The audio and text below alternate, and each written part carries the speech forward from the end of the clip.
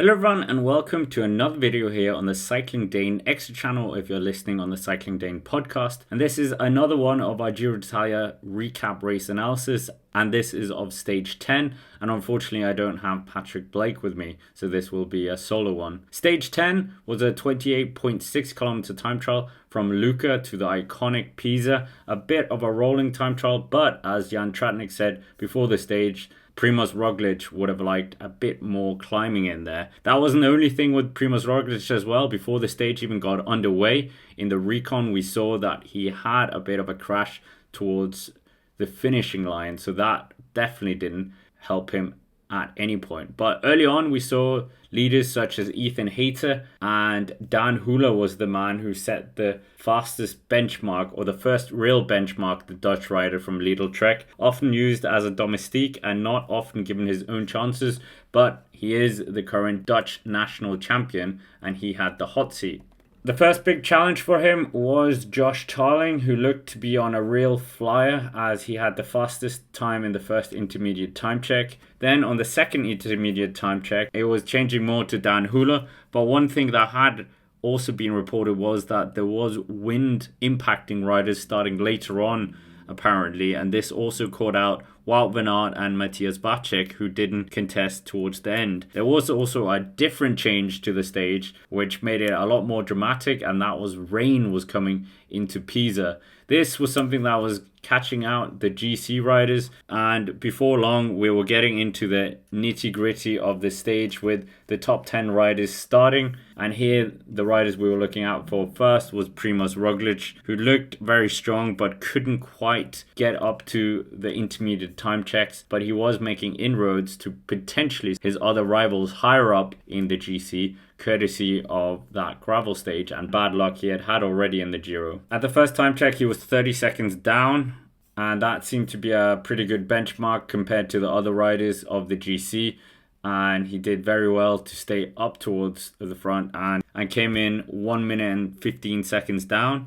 We could see that was quite a high mark considering the other riders. Adam Yates, Brandon McNulty were nowhere near that when they came to the finish, and Egan Bernal outside the 3 minute mark in relation to Dan Hula. So that was a very big loss for him, but at this point it was really soaking down at the finish and they were taking it quite carefully not to crash. Simon Yates as well, a pretty good time given the circumstances. Ciccone losing time as well, and as did Carapaz, who was 2 minutes and 52 seconds down on the win of Dan Hula. And we then saw more skilled time trialists such as Tiberi also losing a bit of time to Roglic as well, but doing a good time given the circumstances again. Then we came to the top two starting, the two teammates of Isaac Del Toro and Juan Ayuso. Early on, we could see that it was Juan Ayuso who was having a very good ride considering the rain. 38 seconds in the first time check. We also saw him pushing very hard in the corners that almost caught him out. And in the second time check, he was 41 seconds down. And coming towards the finishing line, it was very wet. So obviously you don't want to crash at this point because there wasn't much to gain pushing in that last bit against his rivals. But he came in at 1 minute 34 seconds down on Roglic, giving away 19 seconds to the Slovenian, and then all eyes turned to Isaac Del Toro. Isaac Del Toro in the second intermediate time check had recorded a time of 1 minute and 24 seconds, looked very good in the Maglia Rosa, and as we know, the Maglia Rosa gives you wings. By the time he sprinted to the finishing line, stopping the clock, the deficit was 2 minutes and 22 seconds, meaning that he gave away 48 seconds to his teammate, and that had some impact on his lead.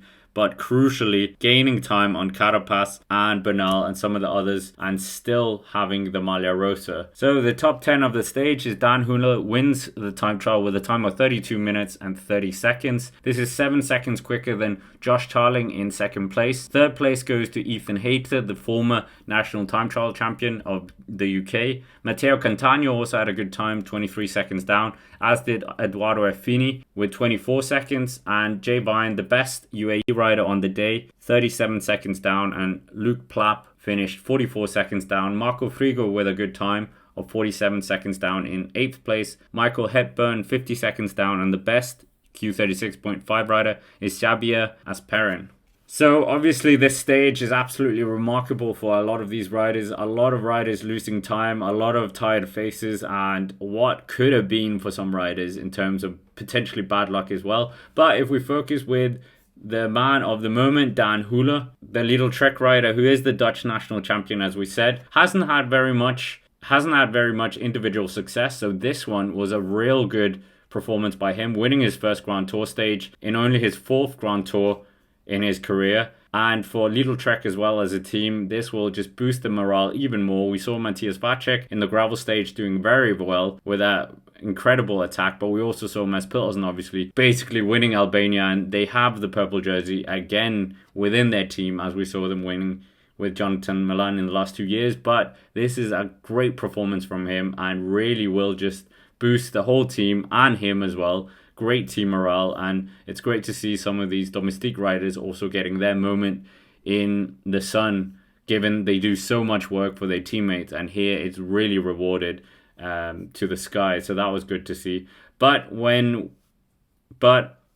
obviously the big talking point is the GC, and we have it here. What happened in terms of the GC? Isaac Del Toro still leads with 25 seconds down to Juan Ayuso, so losing a big chunk of that advantage. Antonio Tiberi, 1 minute and 1 second down now in third place. Simon Yates, 1 minute and 3 seconds, so very tight between the two riders fighting for the podium. Primoz Roglic shoots up the order to 1 minute and 18 seconds. Brendan McNulty, 6th place. Adam Yates, 7th place. Ciccone falls down a bit in 8th place. And 9th place, Richard Carapaz also falls down a bit.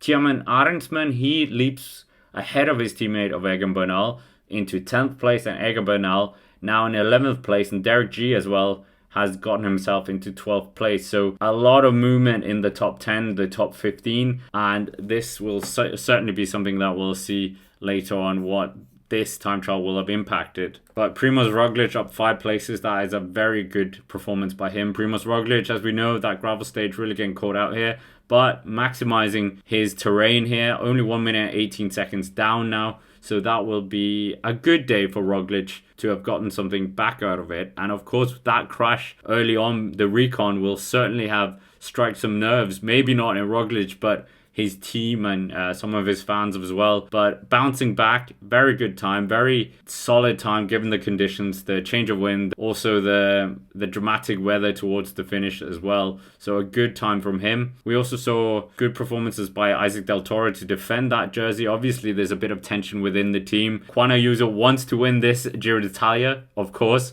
But now Isaac Del Toro in the Maglia Rosa, and this was the best opportunity to kind of reclaim that jersey or take the jersey for the first time for Juan Ayuso, to not upset fans. The unwritten rule of cycling, don't attack the leader's jersey when it's within your own team. So we'll see if there is a bit more tension within the team in the next days to come. Moment missed potentially for Juan Ayuso, who knows. Isaac Del Toro potentially seen as the future for the team, but Juan Ayuso, yeah, a big opportunity here, but he did take time on, yes, not Roglic, but some of his other rivals, so he will be happy about that. Del Toro will be happy about still having that Maglia Rosa. We'll see what happens with that, and obviously UAE members also still have the issue of having 4 riders inside the top 10 with Brendan McNulty and Adam Yates also in there, and they have been asked about that as well. So will Brendan McNulty and Adam Yates have to sacrifice themselves when we get deeper into some of the biggest stages? That is something we'll have to wait and see. But Tarling certainly will have not enjoyed this. Obviously, the change of wind seems to maybe have affected him, or the strategy. We didn't have him at the second intermediate time check. So yeah, he has that stage, so he'll be happy about that. Tarling also had a moment with Miguel Honoré during the stage. We saw him drafting riders in the other time trial, and that potentially tipped it in his favour with Roglic, against Roglic.